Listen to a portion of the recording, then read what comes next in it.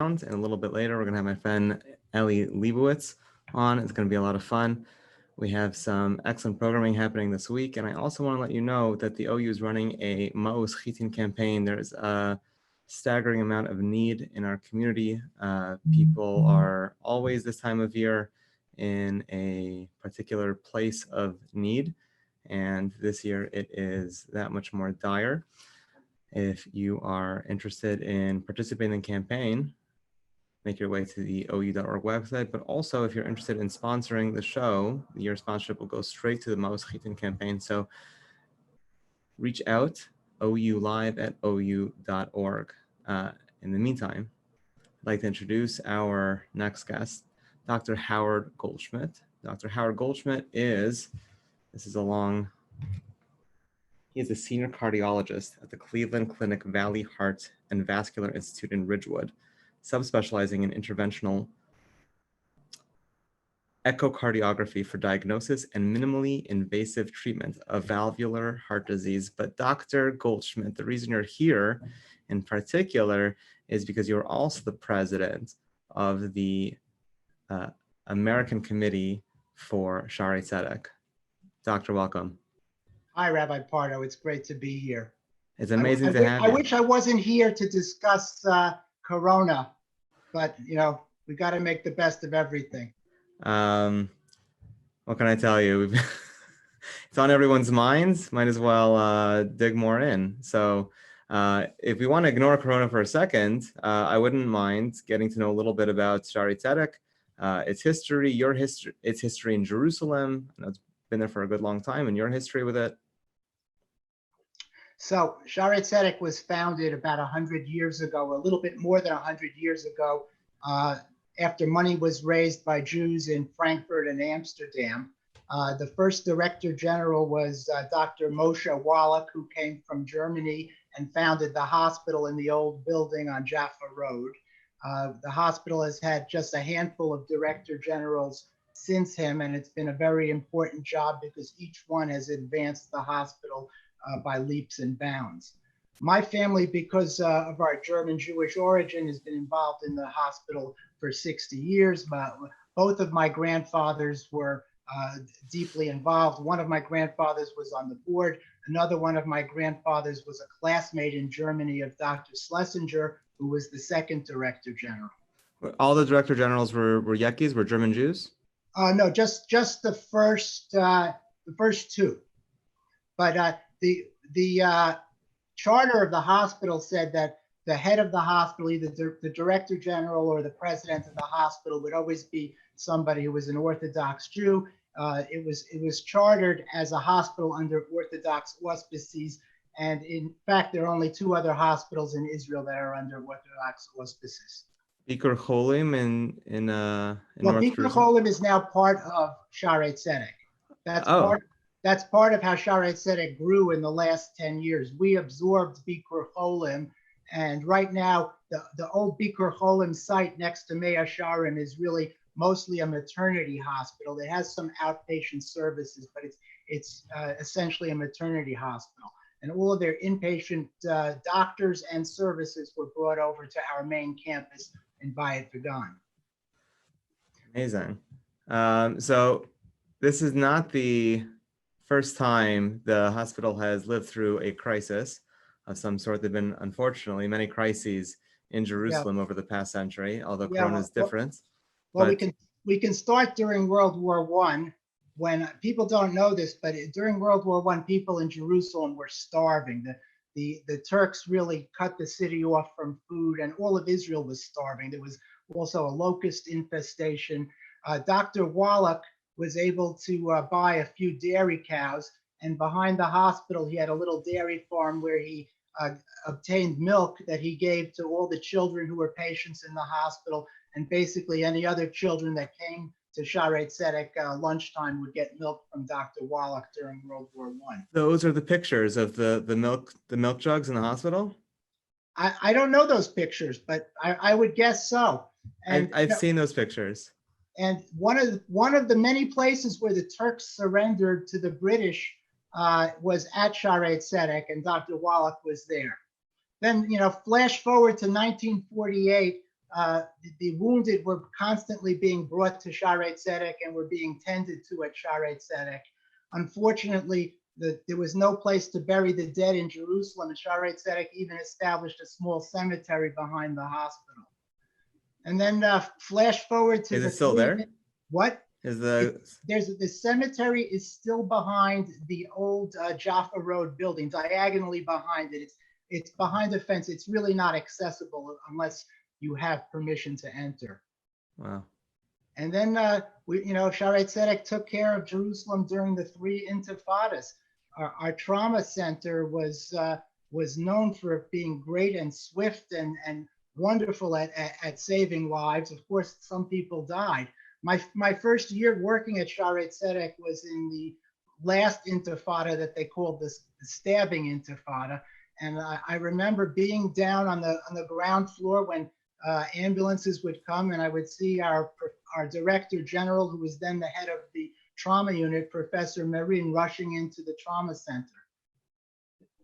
So Corona is not the first crisis, but it's certainly unique. In what ways is it unique? In what ways has Shaare Zedek shifted to accommodate the new health crisis? Well, we've never had to deal with an epidemic of this proportion, and no one in the world has had to deal with an epidemic of this proportion. But we are prepared for it.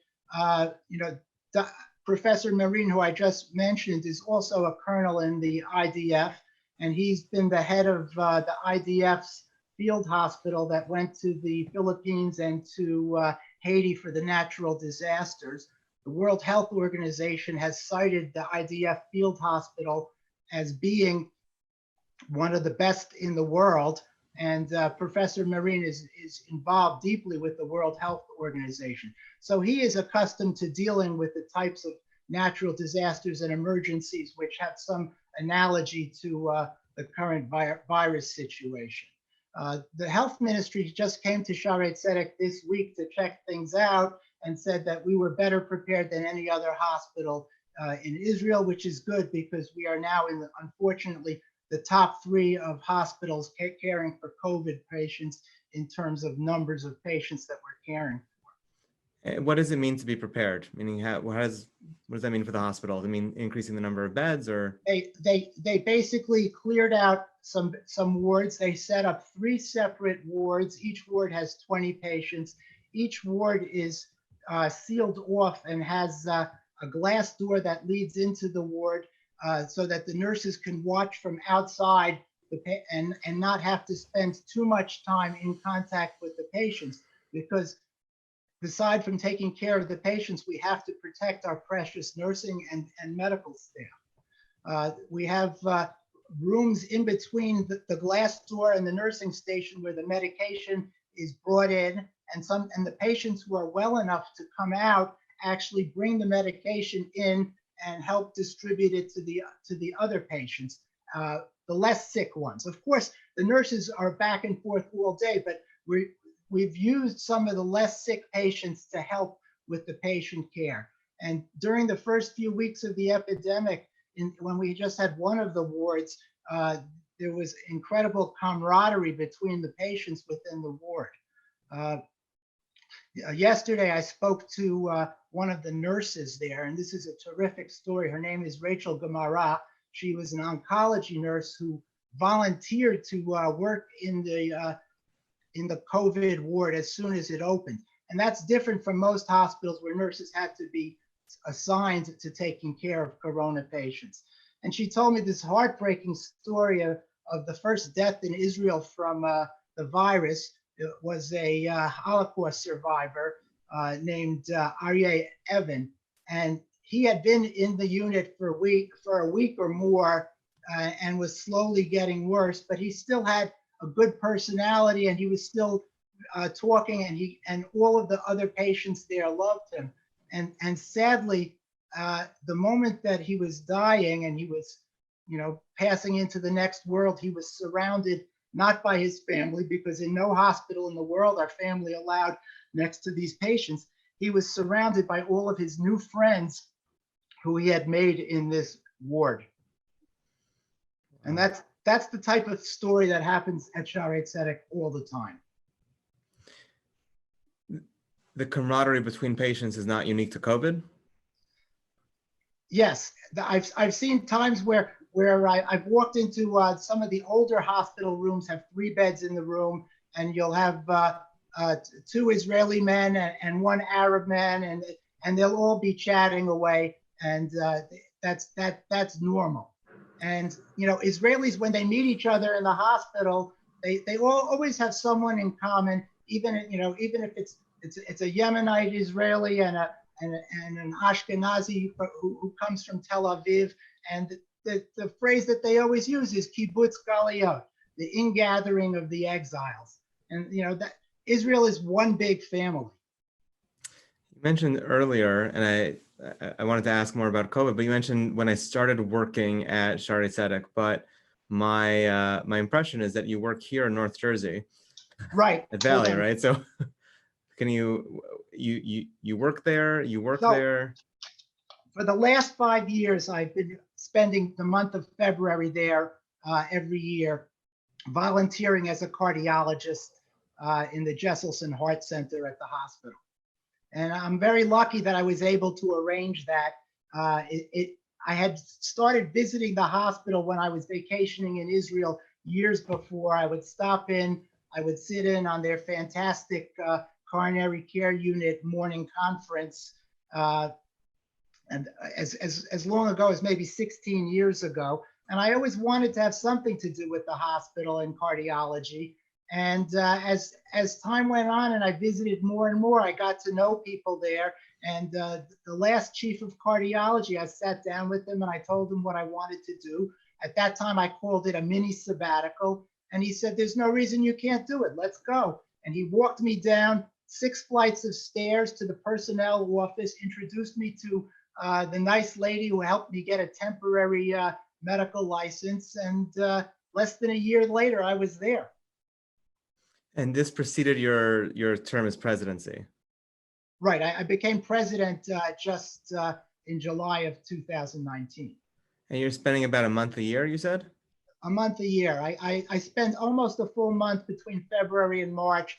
And then I'm there usually in the spring, and in the fall, I'll stop by and work there for 1 or 2 days just to catch up with people and stay in touch with my colleagues there. So tell me, what have you learned from your Israeli colleagues that you haven't from or wouldn't from your American colleagues? How are the doctors, how is medical practice in Israel different? Well, I don't know that much about medical practice in Israel. I know a lot about medical practice in cardiology at Shaare Zedek. And I can tell you that they have a fantastic team in cardiology, and for a number of reasons. The doctors there tend to have many more years of training than their counterparts elsewhere in the world.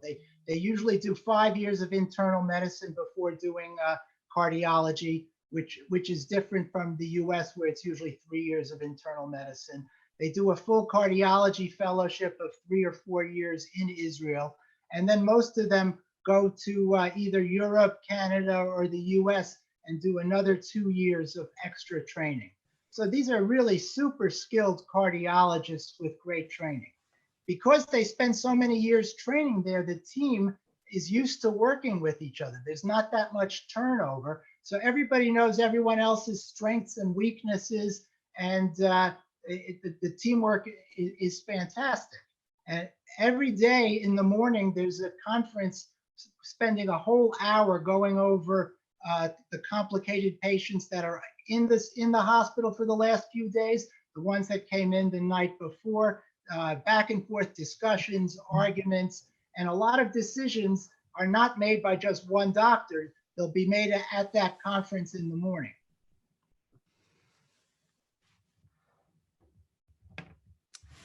How is I know testing is very different in Israel and in America. I know there's so many different way Israelis are treating the response to Corona differently than Americans. Can you speak to that? Why is that?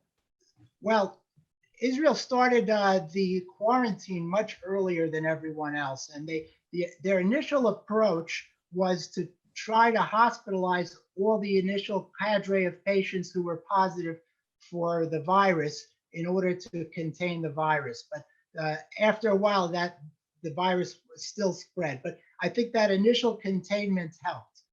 Right now, Israel is not anywhere near accelerating as fast as the other countries that have suffered from the virus. The testing works differently. If somebody is sick, they call Magen David Adom, the ambulance service, and tell their symptoms and their story. An infectious disease doctor hears the story and decides whether it sounds like it's the virus.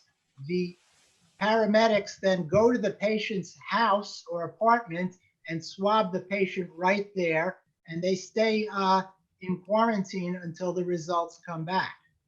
So that's done a lot to help contain the infection. And I think Israelis are doing a good job with social distancing, except for some areas that, of course, we all know about, which are lagging behind.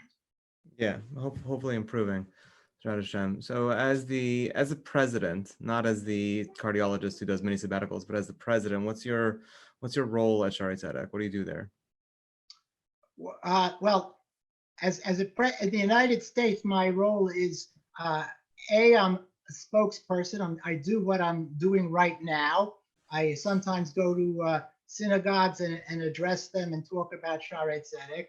B, I attend board meetings. I'm involved with running the charitable collection organization. Of course, we have a fantastic full-time professional staff headed by Rachel Wolf, our CEO. But I give my input, and then there's what I do in Israel, which is doing cardiology at the hospital. When I'm there, I'm always getting tours of new departments so that when I come back to the US, I can speak with firsthand experience about what goes on there. I've visited their neonatal ICU and toured around there, so I have a good understanding of what a fantastic program they have in that department. And what has been the financial impact of the coronavirus on Shaare Zedek?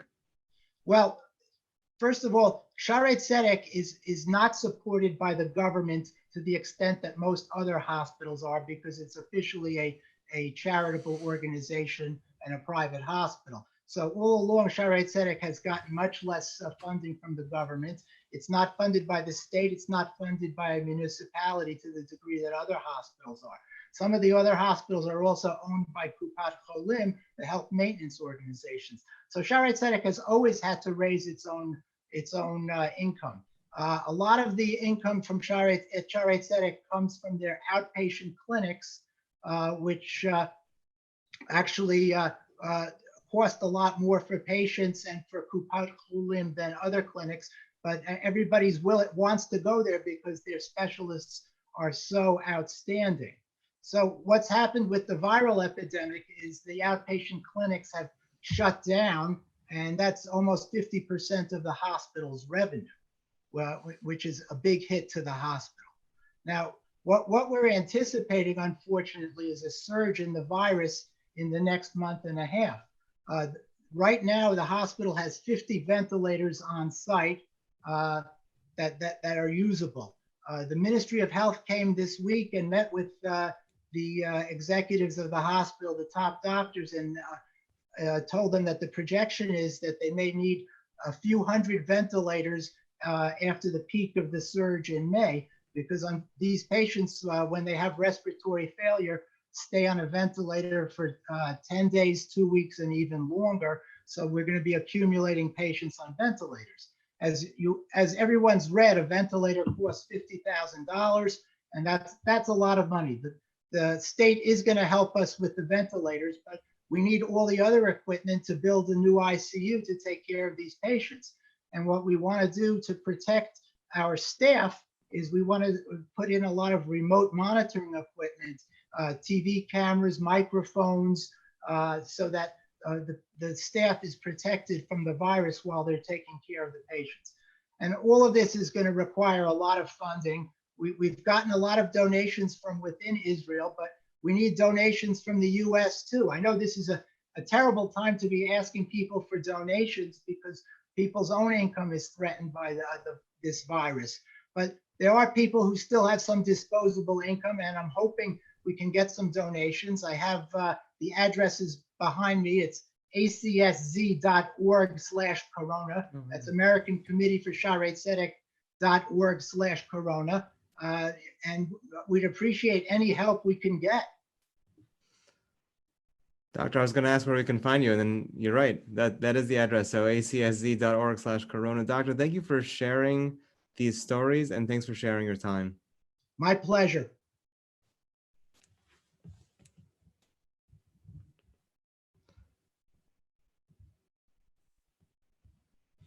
You are on OU Live. My name is Rabbi David Pardo. I did want to let you know about a couple events that are coming up at the OU. There's an event called Spirit for retirees. You can find out more at ou.org/community. And there is another event being put out this week by the Women's Initiative for families and learning how to cope. You can find out more at ou.org/women/cope. Did want to let you know about our Mos Chitin campaign, and that any sponsorship of the show will go straight towards helping families in need. I wanted to give a big shout out to our next guest, one Eli Lebowicz.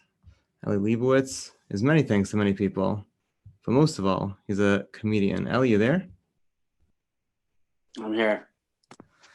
He's not just a comedian. He's a comedian who's living through coronavirus, and I don't mean the way I am. So my angle? Huh? My angle? Your angle? I'm a comedian living through coronavirus. I would put that on a card. Okay. How'd your AMA go?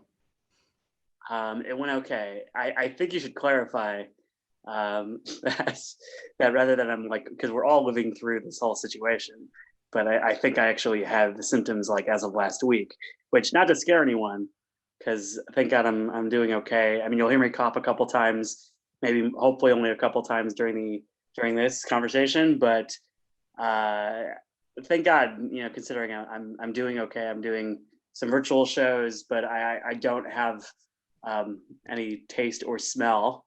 I told my wife, I said, Your wife, I said I was like, hey, I don't think I have any smell.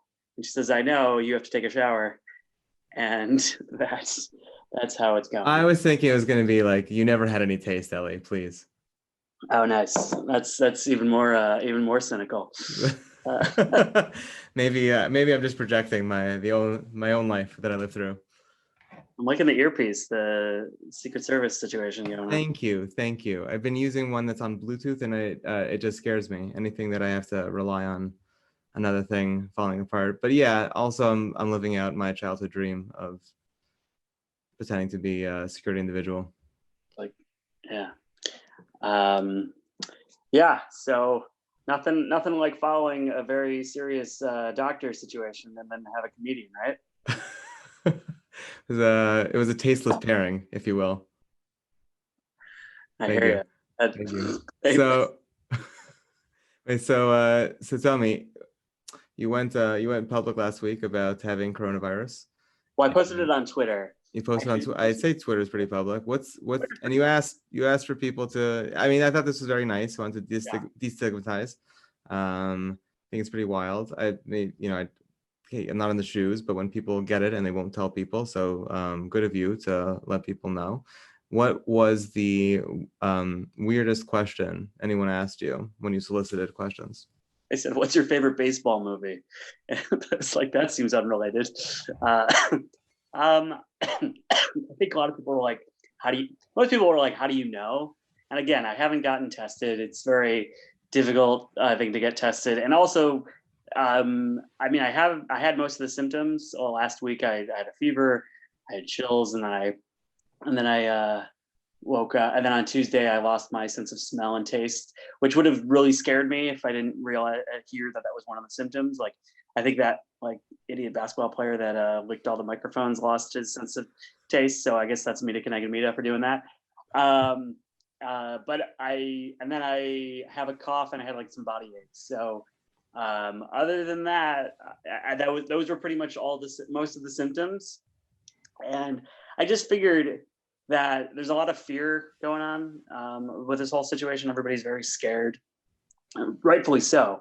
I just figured if people could hear from someone who has it and is doing relatively okay. You know, I feel a little bit weaker and a little more lethargic, but I can have a conversation.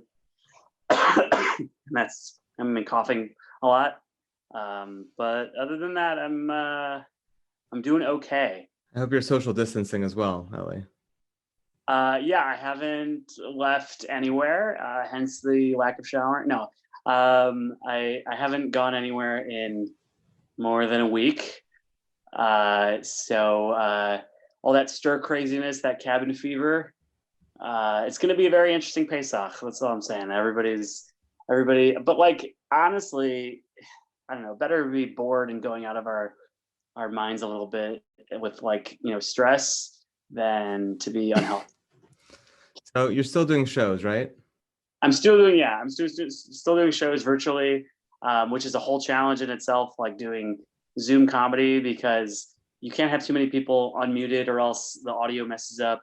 And so you can't, sometimes people will mute everybody and then you really are like talking to yourself for like half an hour. But I really feel like people are. Is that hard because you don't get the laughs or because you like to interact? Mostly the laughs that I mean, I don't do a crazy amount of crowd work normally, but I normally, you need the, like, hey, here's a joke, laugh. Here's a joke, laughter. So people are muted. You're just like, all right, I guess this is good. This is bad. I don't know. I mean, it's a little more freeing. You can kind of try things and just be like, all right, like this works. Like I've been doing a lot of school shows for like staff at schools, and I can tell they really need it. I mean, everybody really needs comedy right now, because I think in our new society, laughter and toilet paper are going to be the new forms of currency.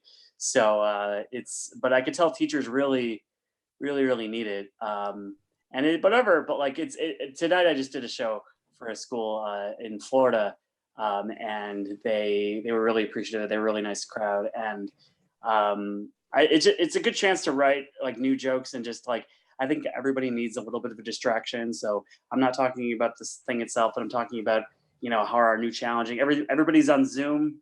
Like, you know, who knew we should have invested in Zoom this whole time? And it's, you know, it's pretty incredible that teachers and a lot of schools have really stepped up and just been like, hey, this whole thing that you do in person, you're just going to do that online now, which is kind of incredible. It's incredible that they think that it's easy to transfer. Well, it's not just that. It's that especially teachers I had growing up would not have been able to figure out Zoom. They couldn't even figure out the video card with the TV on it, you know, where you're like, oh, there's going to be a video to watch. Great. It's only a 45-minute video, but it's going to take 2 hours for them to figure out how to use it.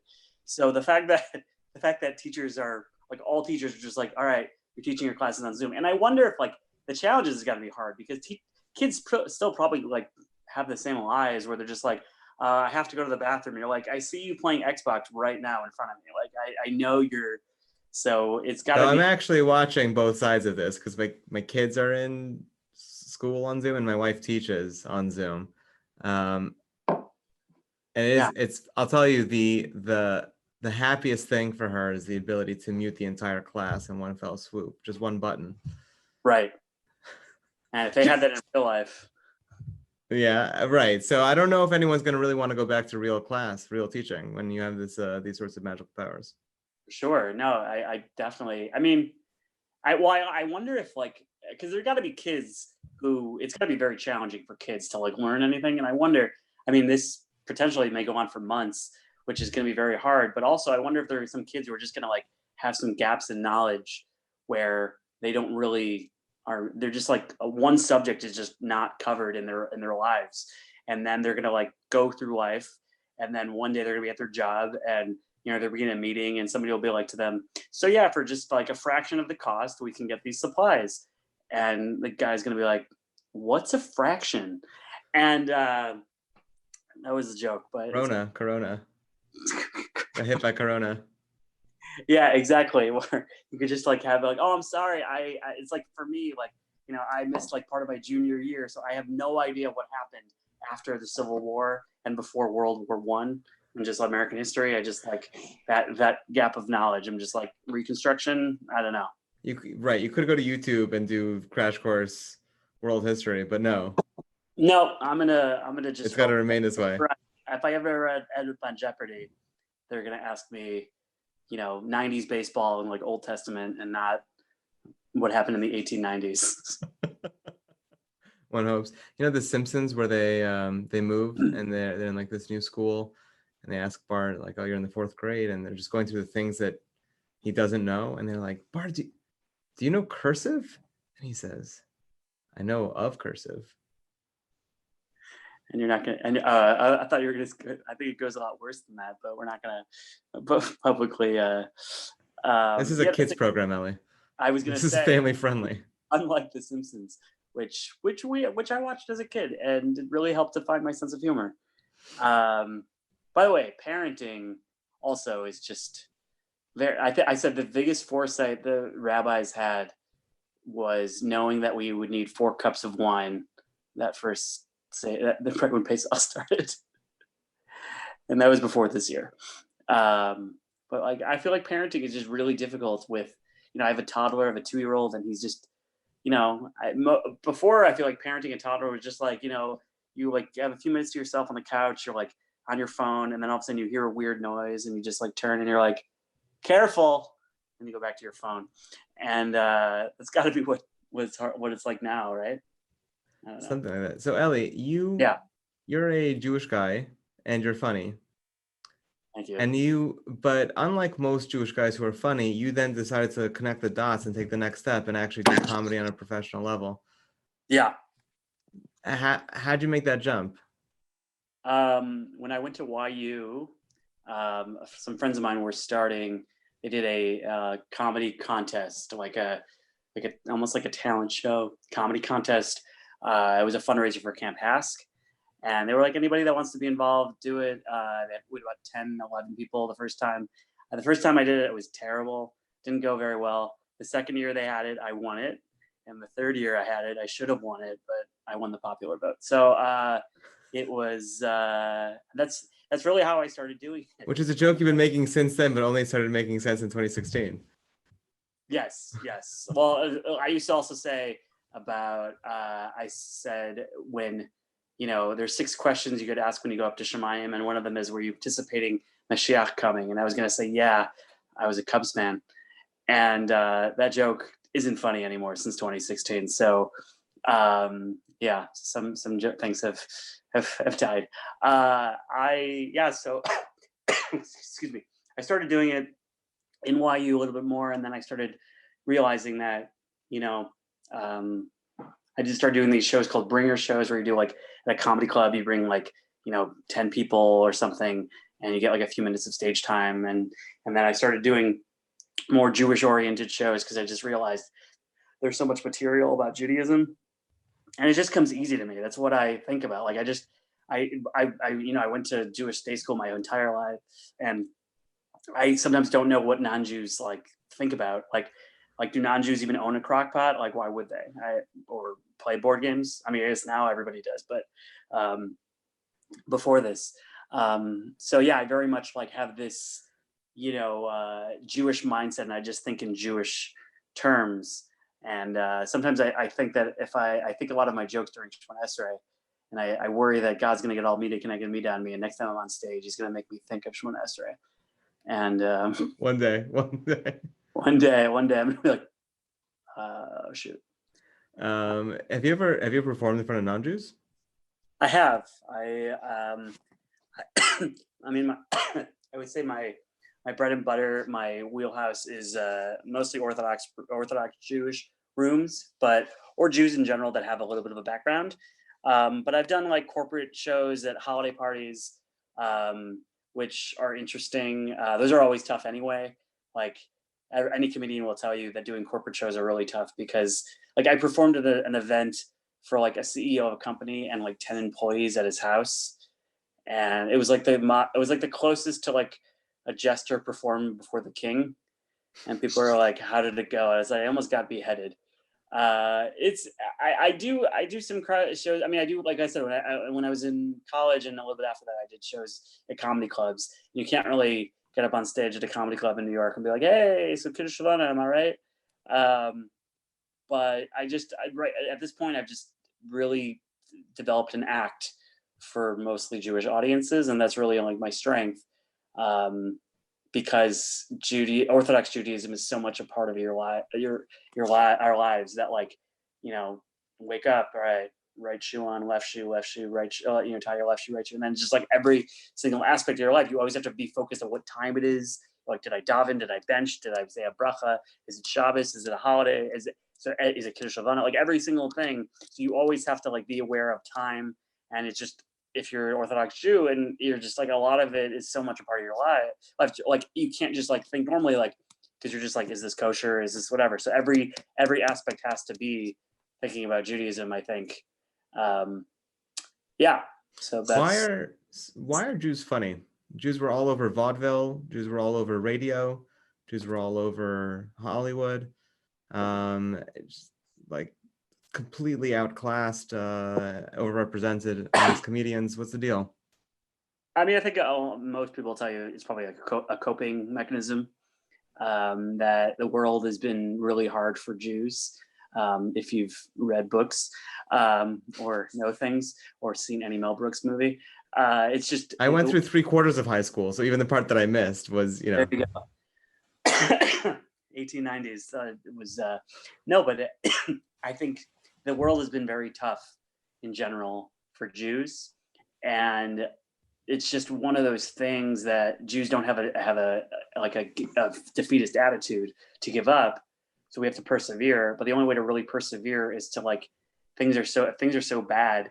There's a way to react to it. You can say like, "Oh, this is never going to get better. Nothing's going to ever happen any better." Or you could say, "Okay, this is what the situation is. I'm going to make a joke about it and try to cope in that way." I think it's a hope mentality a little bit, that even when things are rough, that like they could get better. And I actually think, being a Cubs fan, I would say it's very similar to being Jewish, because you're just like, the hope that even when things aren't great now, one day they'll get better.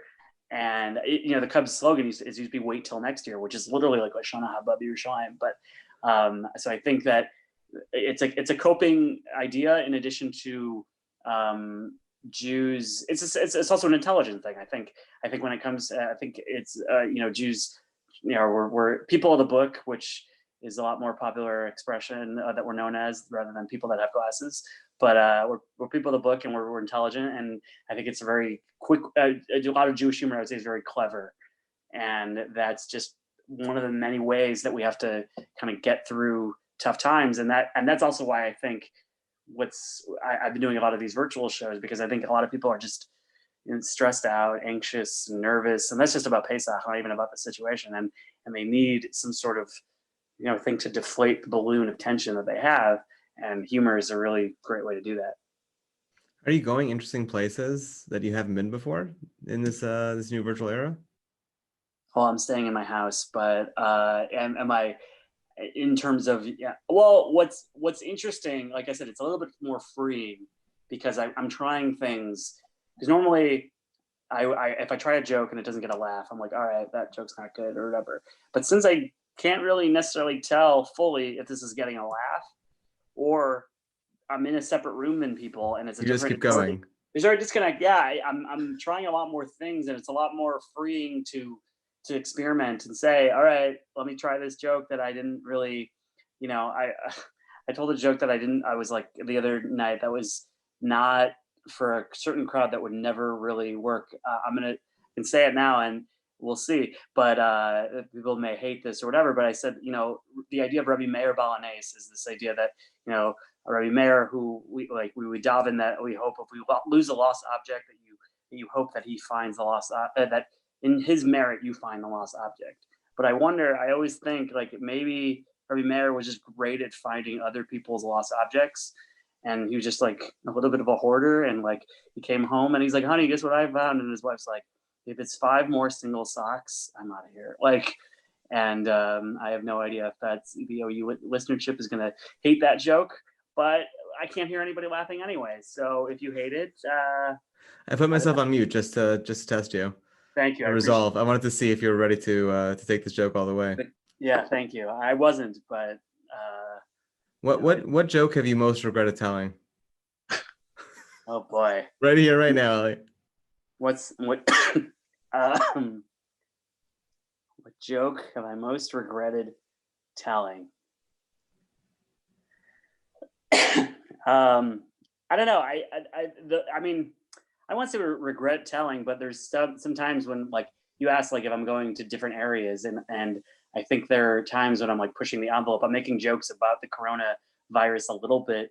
You know, I'm mentioning it, and I'm worried a little bit I'm going to scare people or like offend people a little bit. I say a lot of times when you perform for Jewish institutions, they always ask you to do stuff completely like, hey, we can't really pay you, but can they try to really like ask any way they can they can, and it's you gotta be careful this day and age because they say things like it'll be great exposure for you, and I'm like bad choice of words. Well, your name will be spread very far. No, you'll go viral. I'm like, okay, that's I don't think so. So that's probably a joke that I'll regret later, if that qualifies. I'm regretting it. Thank you, Eli. Eli, where people who are watching and are falling in love, where do they find you? Or people that are hating me can message me also. People want to harass you on the internet. How can they do that? Find me on Facebook at Eli Lebowicz, ELILEBOWICZ. On Twitter at Eli Lebowicz, spelled the same way. On Instagram, Eli Comedyagram. Terrible Instagram handle, I know. Or my website is elicomedy.com, ELIcomedy.com. And feel free to reach out if you enjoyed. If you didn't enjoy, then say nothing. And hope make your mom proud.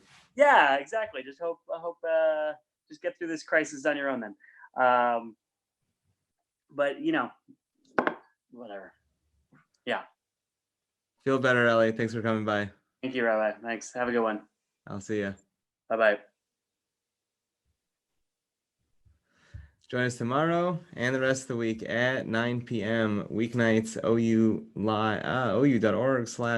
live. And remember to be in touch at OU live@OU.org.